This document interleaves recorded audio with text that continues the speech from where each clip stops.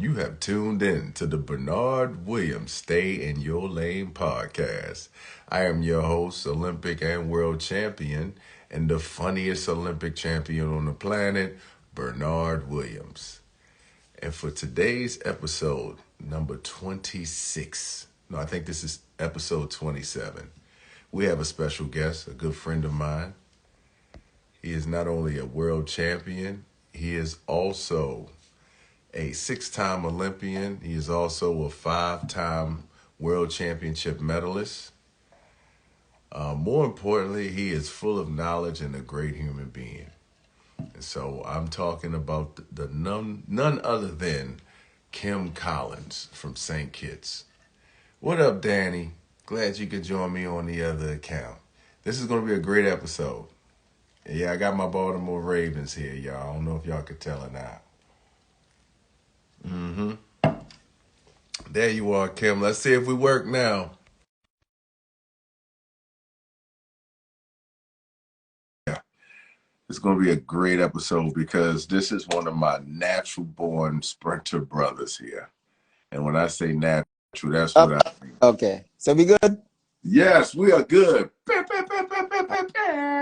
right, here we go. All Can you see me right, here we go, man. Everybody, ladies and gentlemen who have tuned in, my guest for the Bernard Williams Stay in Your Lane podcast. This is 2003 world champion. This is six-time Olympian, five-time Olympic medalist, all the way from St. Kitts. This is none other than Sir Kim Collins. Very kind, sir. But I didn't get the Olympic medals, but thanks for giving it to me. You know what? Sometimes you think you deserve it. No, I said six-time Olympian. Yeah. Five-time world championship medalist. Right. Yes. 7, but nobody's counting. That's right. Hey, I'm counting. Yeah, it was 7. Indoors, well, most people don't know about the men's 200 Edmonton 2001. Yes. Lane 1. Lane 1. Lane 1. 2020 out of lane 1, boy. I tell me how was that to be able to medal in lane 1? It was one of those days where you just say, you know what, I don't give a nothing. It's on today. And you were more yourself, known as a 100-meter guy. This was the 200, correct? Yeah, but that was my first medal. But the thing was, it was one of those days where one of your legs were gonna have to fall off before you quit. Yeah. It was one of those days, man. And you just gotta be in that mind frame that, you know what, I'm tired of losing. Yeah, that's right. Yeah. Now who is Kim Collins? Oh, wow. Very complicated question. Well, you gotta understand, before my big break in track and field, I've done pretty much everything, and my kids are annoyed to hear it sometimes because Daddy was a gardener, a painter, a plumber, electrician, worked at the island's power plant, worked for politics, and I did everything except security and mechanic. Nice. And these days, like since my retirement, I call myself Farmer Kim because I believe in eating from the earth. Nice. Everybody is different, but if you believe in Christianity, first thing God gave us was a garden. Right. Yeah. So I plant every and anything I can, man, in abundance. Now tell me more about you said you love farming. Tell me more about your upbringing in St. Kitts. What was that like? Man, it was an adventure because those days anything was a toy, whether it's a box, a wheel from a vehicle, plane was something that it was a part of life. And a crazy thing is, like, my primary school was across the street from our park where we played football. And there were some trees along the side of the wall. And the trick was, you're going to go on one end and climb up the tree. And you don't come down until you reach the other end. You would climb from tree to tree like a monkey. Oh, and man. The coolest guy, forgive me, the coolest guys were the guys who actually broke an arm and had a cast. He's like, oh my God, you broke your arm. That is, you were the coolest guy to break an arm. Oh man. Because Now, you earned that right to have a broken arm. You know, we know you fell out of a tree. oh man. Now, Yeah. how did you get from St. Kitts to Central Arizona for school? Well, okay. I have to water it down for all of this. Okay. Long story short, after running in the 1996 Olympics, I won 10:27. Yes. And a friend of mine, Coach Eric Francis, a lot of people know him and see him around on the circuit. He actually looked up the school, and I have to be honest, one of his athletes got the opportunity first because he wasn't my coach at the time. Mm. And the guy didn't want to go. And then he went to a second person, and he didn't want to go. Mm. And he came to me, which was the third person in line. And I made the sacrifice of leaving to go to Central Arizona when my ex was pregnant with my first baby, which was due in February, and I left in January. So I made my sacrifice missing out on those early days of my son. And the coach said, because the thing was, the coach said, if you have a guy that run this time, there's no way he could be at home doing nothing. So Coach Van Hayes offered the scholarship at Central Arizona. Yes. And I was there. Now, what made you choose TCU? Well, for your that was a decision that was based on me wanting to do good. Why I say that, I was not bragging, but I was offered scholarship to tons of school. Yes. I could have gone to Florida, Tennessee, Georgia, California, anywhere. But most of them had one good athlete or no good sprinter. No disrespect to them. At the time, that was the case. And when I looked at TCU, you know, they had Davis Patton there who beat me before. And you had Flash, Ricardo Williams, who beat me before. And you had Lyndall Frater, who beat me before. And I said, you know what? I'm going to come here, and this is going to be fun. Because I came to complete the team, but also I came to show dominance. Nice. Yeah. Now, what was some of the challenges you went through when you were in college at TCU? No, TCU was sweet.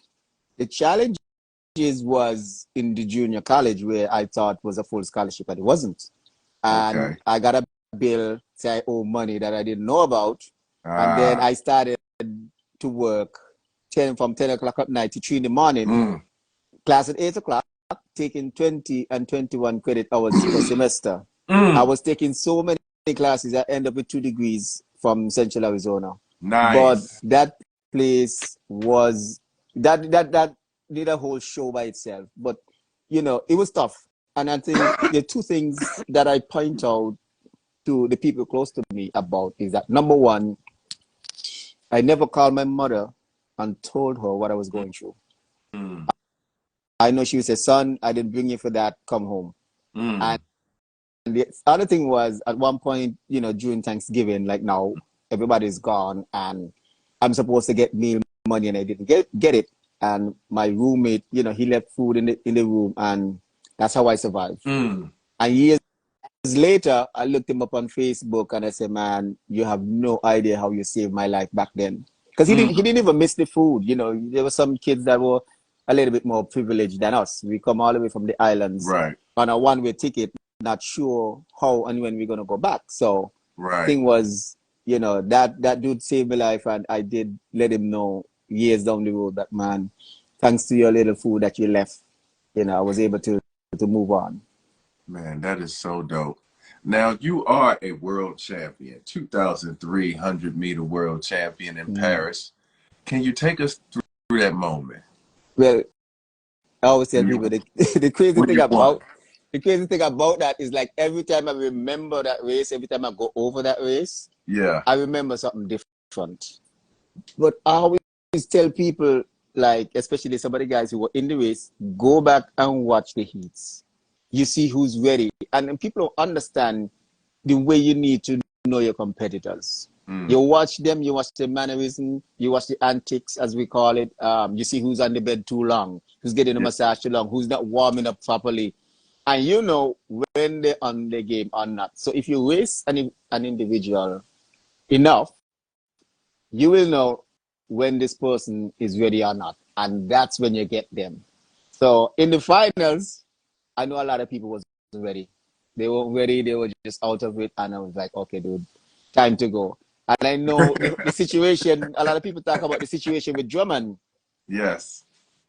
The situation with Drummond, you know, a lot of people thought that that put some other persons off the game. But, you know, we can't speak to that. We don't know. But in life, a little rain will fall. Now, when you won your title, who was your coach during that time? Yeah, I was with Coach Mills at the time. Of course, it's the same coach with as you saying both. Yeah, I was with him at the same time. Oh man, that's great. Yeah. Now, what other sports did you play besides track and field? Well, in my early days, I tried to do cricket. They made me a Cricket. fielder. Cricket, yeah, it's an island thing. Okay. I didn't get to touch Yeah. the bat. I was like, peace, this is not for me. Tried to play football, made the football team, and I Yes. was on the bench the whole season. And I was like, I did not come here to warm the benches. This is not for me. Of course, I couldn't try basketball because that was just like way above my. So the basketball wasn't for me.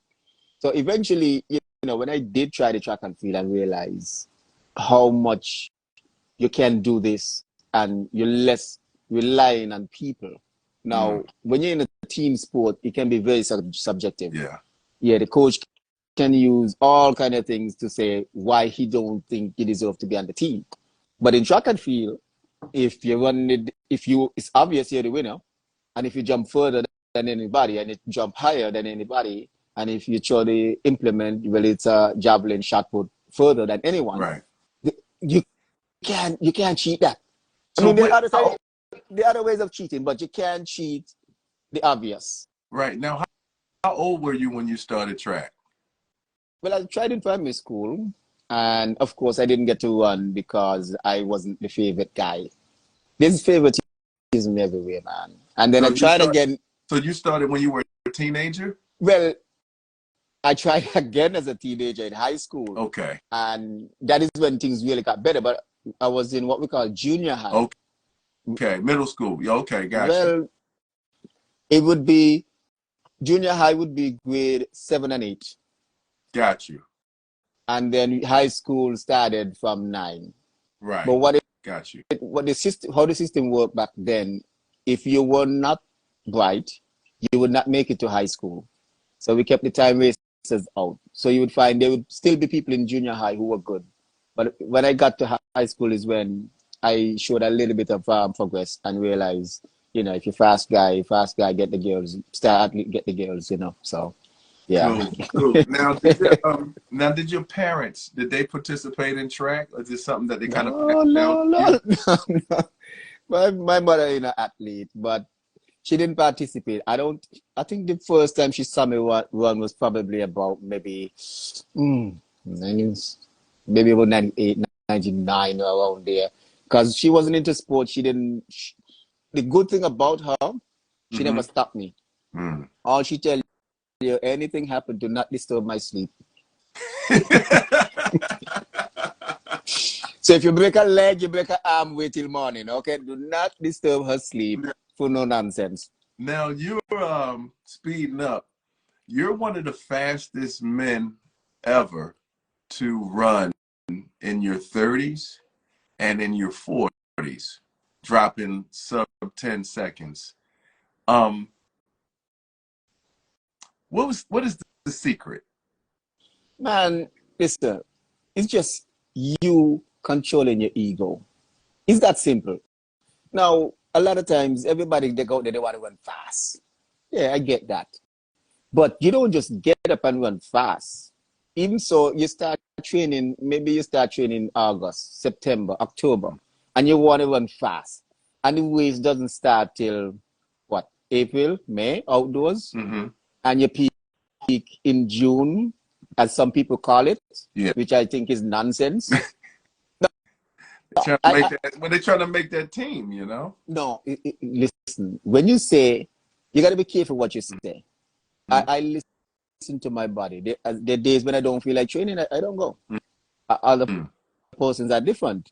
But the mistake people make, they say, oh, I want to peak at nationals. Mm. Now, for months, you're telling your body, at nationals is when I want the best. Mm. And sometimes the body delivers. You peak at nationals. You know what happens after that? You go all the way downhill. So you see Mm.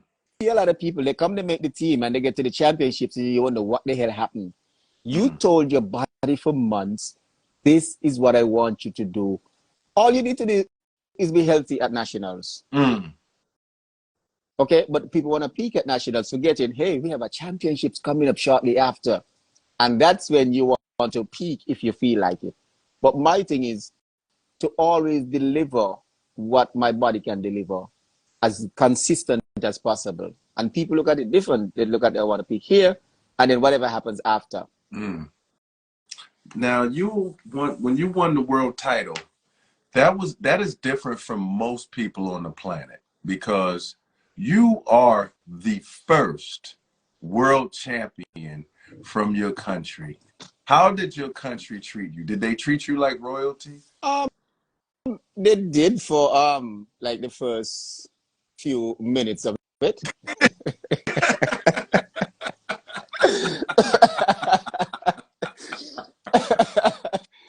Oh, Nah, come nah, on now. You nah, know they treated you like royalty. Stop it. Stop it. nah, Don't do nah, that. Don't nah, do nah. that. Listen, You know they treated you like royalty. man, How was listen. that feeling? No, Like, no, listen. with your I family, I had your to. mom and your No, dad watching no, you come no. home. My You know what mother, I'm saying? my mother. Tell us, take us through that. Okay, my mother, my father is still unknown. Yes. Okay, well, mom, how was mom feeling? I know she Listen, was proud. you couldn't speak to my mom. She was over the moon. No, like, Yeah. okay, listen. This was a long time ago. Let's talk about this. Yes. Now, I'm in Europe and they want me to come down, so I had to cancel all my other races. Okay. One of them, of course, was Brussels. I could make it, and I'm like, I need to finish my season, but they say, oh, you need to come now, and they have all these Yeah. plans of stuff. So they try to get me to come down, and I'm saying, well, shit, I'm world champion now, at least business class, you know? Yes. Sexy Yeah. me up, man, Right. The yeah. business. So Yeah. it was a hell trying to get that done, Yeah. but it was done. But the thing was, it wasn't about me and my family. It's all it was about the politicians Mm. trying to look cool. Mm. Now, the people came out. No, Yeah. you don't Yeah. understand. You That's know they what gonna is come that out the there. people came out. That was the biggest gathering ever. I Yes. mean, the people did come out. Okay. Yes. We had a motorcade. We had a little ceremony at the airport, of course, and then there was the family there. But the family is trying to be in a certain spot, and they're like, no, well, we can't have the family there because it's not about that. But they wouldn't tell me Yeah. this is what was, if my family had told me what was going on, I would walk. It's like, no, you can't disrespect my mother like that. Right. But they Right. wouldn't tell me, and I cannot act on information that was not given. Ray Carroll said he put St. Kitts on the map. Yes, he did. Literally, Yes. literally. Because no, that is a crazy story. Man. Because I had a press conference in Paris after, Mm-hmm. right after the race, and shit, reporters like crazy. I mean, it was very intimidating because now you're gonna shoot up and the lights really was just in your face. Yeah. And one reporter asks, hey, where is this country, St. Kitts and Nevis? So I Mm-hmm. walk over to the map to look for my island, and lo and behold, it wasn't there. So I borrowed a pen Mm-hmm. and I looked for where we're supposed to be, and I went and said, that's where we are. Yeah. Now, you got to understand, we don't want to go into certain things of it, Right. but there's still some people that would make you feel insecure about what you do. Yeah. Absolutely. But I explain to people, especially the young kids, I tell them, I feel like Lightning McQueen. Kaz, he's a one Yeah. man. He's a one man. He's out there by himself. Yeah. So I'm doing NASCAR. I'm driving my car, but I have to build my own car. I have to pump Yes. my own gas, change my own tires, and beat the guys who have a team. And I did that. And Yes, you in did. my opinion, that is why some of my competitors respect me. because Absolutely. I don't have the team they have. I Yeah, don't have the me being one of team. your competitors, you're absolutely right. I respect you to the fullest. That's why I'm glad you on my show, man, telling your story, your perspective, Right. because But we have a lot of world champions out there, but there are not a lot of world champions like you. listen, you got to be true to yourself. But to fully answer your question, remember, there's a lot of things put in place by every country in the world to help its people, whether Right. it's sports, whether it's you lost your job, whether it's whatever it is. There are a lot of programs put in place. I never benefit from my country financially for doing that. When I Now, when I was training, mhm. there's something called the Olympic Solidarity Scholarship. Okay. My Olympic president refused to give it to me after going to 6 Olympics. Mm, Okay, because I yeah. wasn't the favorite. Because you trying to control me, and there's no incentive for me and you. No. Mm, So the thing was, I wasn't the guy that they could say, "Hey, do this, say this," and we get along. Because I give you a crazy story. So after one, and I went home, they gave me a security guard. okay. I said, "Dude, no, no, no, no, no, no, not this guy. I go anywhere on this island more than any politician, more than any gangster. I go wherever. I'm Kim Collins." He said, Yeah. "No, I have to follow you." I said, "Listen, man, I need to make a flex. Gotta go, just say, no, I gotta follow you." I said, "Okay, I'm going to the bathroom. I'll be right back." So I didn't do it like 15 years later. He's telling my wife, "Man, this guy almost made me lose my job. I'm supposed to watch him." I don't need security. I don't need Right. security. I just want to go about my business like any normal person. Yeah. Win, lose, or draw. And I respect the politician Hmm. down to the guy who picks up my garbage, because we all human beings and we all have love in our heart. So I'm not Absolutely. going to disrespect you because you have a certain type of job or certain letters behind or in front of your name. It doesn't matter. We got to love each other as human beings, man. Absolutely. Now, you made a move to train in Jamaica.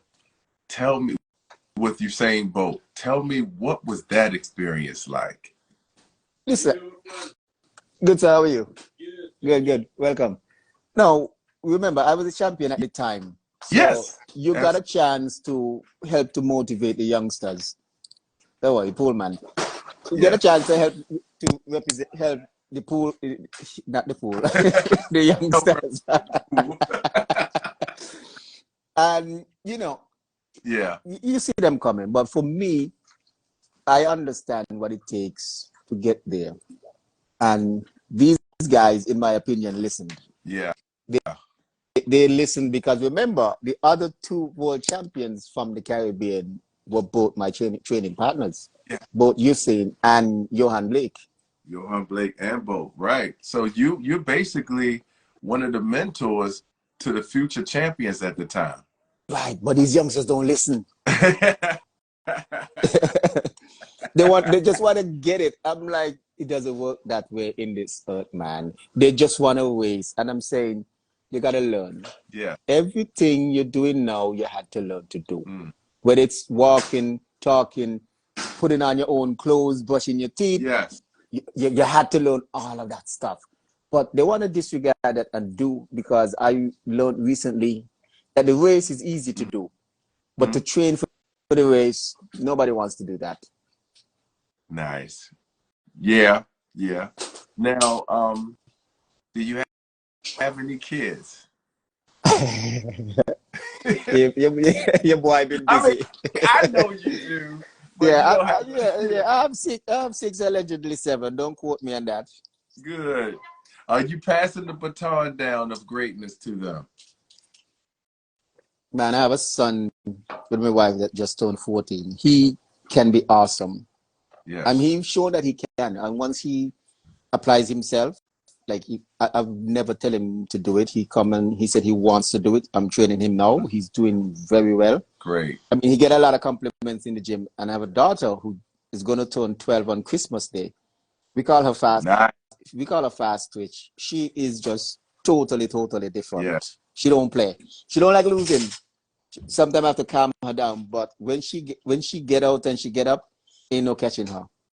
And you know, based on what I know the sport to be and what I've been through, a lot of us will not put our kids in those situations that we know it's difficult. We know what it takes, and you gotta have that love that's gonna take you through it. Because a lot of people quit because they don't really love it. They're just trying. Yeah. And some people are fans. There's some fans who are trying to be an athlete, and they get offended when I tell them you cannot be a fan of the sport, and they don't understand. And even when you explain to them, now let me explain to you. This guy could tell me, oh, you know, Kim, I remember in Edmonton in 2001, the weather was this and the wind gauge was that. I'm like, dude, who cares? You're telling me you want to, that is not important, okay? Or if you want to have pictures of people who you want to beat or you're looking up to them, I said, no. The only time you're allowed to have a picture of your competitor in your room, if you're using it for that practice. And a lot of people say, oh, that is harsh. I said, listen, you're only allowed, I'm a man, I'm only allowed to have a picture with another dude that I'm competing with unless we either in the race or on the podium. Right. No other time. Yeah. So they're out there begging pictures and autograph before the race and wonder why they're losing. Facts. I don't know, now, man. I got a question for you, a personal question. Yeah. I know you to be one of the fastest 100-meter guys ever. Why didn't you run more 200s and compete in more 200s? Because you are your first medal was in the 200. But why didn't you run more 200? I don't know. Listen, man, sometimes you're out there and you have a plan. And sometimes the plan change because of outside information and preparation. Right. Now you gotta understand it's not easy being Kim Collins because there's so much going on in your personal life that really it really affects you. Right. And one of the things is you have to understand, like becoming a world champion from my country, that changed my life in many ways that I can't explain everything every time. It was just, it's a life changer. And the difficult thing was finding a mentor who can point you in the right direction, who can help you, get you certain situations and understand certain things about life and what you're going through and what is expected. Now, I did have some help back in the day, but here was the thing. Guys like Gregory Harton, Beverly McDonald, Dan Rose, Sandy Richards, people back in the day, you'd be around them and you'd ask them some questions. Yes. But I did not ask what is supposed to happen when you win. I did not ask that. I asked about training, what's for your coach, and they talk about, your Nike or Adidas is paying you. You have to watch your behavior and your mannerisms, certain things you can't say. You're representing the brand. You can't wear the competitive. You can't wear the competition stuff. Yeah. When you decide with Nike, you can't wear Adidas. I mean, I almost got in trouble when I started with Nike in my later years, and I put in some shoestring that was Adidas, and my manager got an email like, hey, those shoelaces looks a little bit Adidas. So somebody is watching my shoes. Yes. So listen, so if you're out there wondering if they're watching you, you make any mistake, I got a warning. You might get that scissors down your contract and your pay cut in half. So now, it's very important, kids. Whether you're adult now, you need a mentor. You need somebody who's been there, who can guide you, and who have your best interest at heart. That is important. Facts. Now, you have so much wisdom. Are you writing a book? I actually started two. Nice. At the autobiography, but the thing about the autobiography, man, whenever you think it's done, something else comes up. Because you're still living through the pages. Man, I watch some Netflix specials, and believe me, man, I will top that. This would be like two, one, a Mexican soap opera, and two, it's gonna be a roller coaster of emotions because it's gonna be crazy. Nice. Nice. Now, do you think people can run 9.5 or 9.6? Do you think they should be people who run 9.5 and 9.6? Should they be put on a pedestal? But it's all Meaning, no, like, should no, put no. in elite class versus other people who have.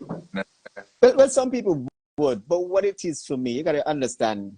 I represent the common man. When I say that, there are a lot of people out there doing good, and I don't think they should be overshadowed just because they don't run 9.5 or just because they don't run 9.6. Hmm. You know, there are a lot of people out there. They're natural, they're clean, and they come in day in, day out, and they're out there doing their thing, and we forget that sometimes. Yeah. Now, winning the world title, if you could do it all over again, what would you do different? Wow, man, I don't even know where to begin. But I because I learned so much from that. I mean, I got invitations everywhere because you were the champion. Mm-hmm. And of course I could not honor all of them. I think also in 2005, I think I had a great shot of winning again, but I felt a little bit of tug based on what I went through after winning in Paris. As much as you want to win, it was like, man, it's a tough situation. But did I love winning? Of course. And it's not because you became the world champion. It's because every time you come to race, you come to win. Yeah. And for me, it was about that. I know I tell people, one thing I try not to do, show up my career, championship, Diamond League, whatever, do not look at the start list. Because information is a killer sometimes. Especially in the sport. Let me tell you why real quick. I know we got to go. You're going to look at the start list and you're going to say, oh, shit, Bolt at 9.5, Tyson at 9.6, Safa at 9.7, Blake at 9. If you watch that, your body cannot allow you to compete against them. So your brain just tell your body, you're just here to make up the numbers. So when you step on the line, not thinking about what they won last week, last year, you say, hey, man, let's do this. Let's do this. Mental. Because if people don't understand the power of the brain. People say, oh, my heart tells me. Last time I checked, your heart can't speak. But anyway, whatever. Right. They tell us the brain is what controls. When you feel pain in your leg, the brain is what sends the message, say, hey, pain is in the leg. But if you tell yourself, man, Bernard, he ain't nobody, I could whoop him last week, whatever. Yes. You know, you got to give yourself a fighting chance. Facts. Now, champ, who do you have picked coming up this in the next 9 months to win the Olympics in 100 meters, 2024? Who's your number one pick? Well, I don't go with the favorite. I'm always looking for that upstarter. But do you think that there's a favorite out there nowadays? I mean, everybody got to have Noah Niles as a favorite. A lot of people have him as a favorite, but there are persons who have shown they have what it takes. Now, I'm not following much, but I see a lot of persons now changing coaches all over the place. Yes. That sometimes proves to be a problem when you change hands and you got to get to know and trust this person and their methods. Sometimes that proves to be a problem.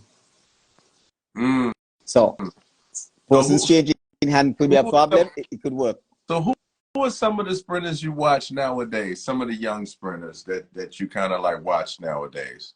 Man, there's not much I see that really have me thinking that, you know, it's not just about the race. You know, people like a good showmanship. And I think Sha'Carri right now, she brought some showmanship to the sport. Absolutely. Now, at least don't understand something. It's not about your attitude. We love a good attitude out there. Mm-hmm. We love some good antics. I think Maurice Green take the cake with that thing. I think it was California with the fire extinguisher. That listen, nobody has topped that yet. I don't care. Nobody topped that yet. That was man. amazing. Larry Wade, come on. And that was great. Yeah. That was great. But here's the thing: your behavior is what counts. I've seen athletes come, and I told we at the meet, and I said, listen, this person, they're not gonna last. And he said, oh, you're just being jealous. I said, listen, I'm watching the behavior, not the attitude. I'm watching the behavior. That is not a lasting behavior because they don't understand. Sometimes you go to a meet and some little kid comes up, hey, Bernard, can I have a glass? She said, nah, I'm checking out the double D's over there, man. What's wrong with you? But that kid is a nephew or son of someone who's paying your bill. Yes. And you don't know that. That is your behavior.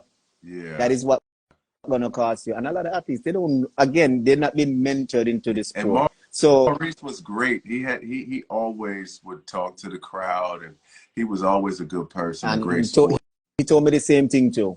You can't be a certain way to people. I'm not going to say it here. It might sound bad, but and I respect him. I have a lot of respect for him. One, when I was in college running at Texas Relays, he would always say, hey, Kim, good job. At the time, I didn't know good job mean watch your back. And we was at a race somewhere, could have been Helsinki, because it was a long way to the track. And dude, this is Maurice Green, man. He got his own car to drive him to the track when everybody else is walking. Right. And he said, hey, Kim, come on, man. Right. Yes, sir. You know, that made me feel, even, hey, man, listen, that was totally different, man. Absolutely. And game recognized game from one champion to another champion, Hey, we're going to line up and somebody's going to win. Right. And then we're going to go to the club and have some fun. Yes. And then next few days, we're going to do it again. Listen, I can't hate you because you win today. We know one person was going to win. Okay? Yeah. Yeah. So now we're going to play a word association real quick. I know we got to go in a little bit. So word association. So I'm going to say the word, and then you just let me know what's on what comes to mind when you hear that word. You don't have to say the word. You just interpret whatever comes to your mind, all right? All right, here we go. The first word is Olympics. Champion. The next word is family. Family man. Nice. Next word is cartoons. Family guy. All right. I just knew it. I knew you was going to do it. Yeah. That's right. All right. How about Amsterdam? Oh, red light. I'm sorry. You can't say nothing else. Arizona. Grand Canyon. Nice. Greatness. The greatness maker. Aside somewhere. All right. St. Kitts. Tim Collins. Nice. That's what I think when I think of kids.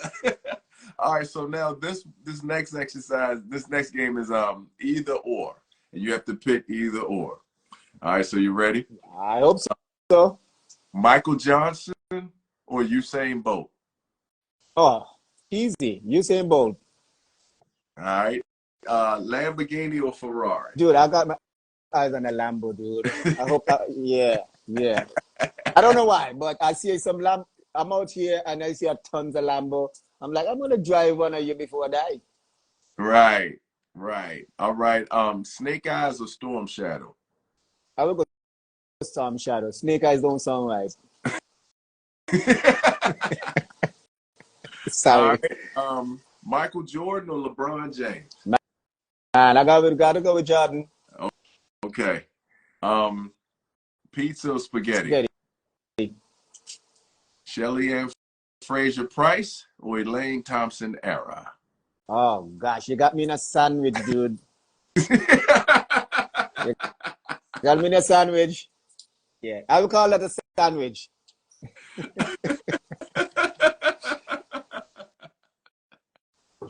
Which one? Which one?